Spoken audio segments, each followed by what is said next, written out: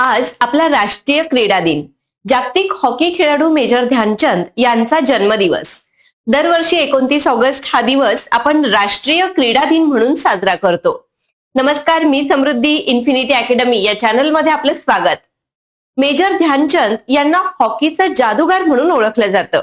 या महान खेळाडूच्या कार्याचा सन्मान म्हणून त्यांचा जन्मदिन राष्ट्रीय क्रीडा दिन म्हणून साजरा करण्यात येतो। 2025 चा यंदाचा हा राष्ट्रीय क्रीडा उत्सव 29 ते 31 ऑगस्ट पर्यंत साजरा केला जातोय।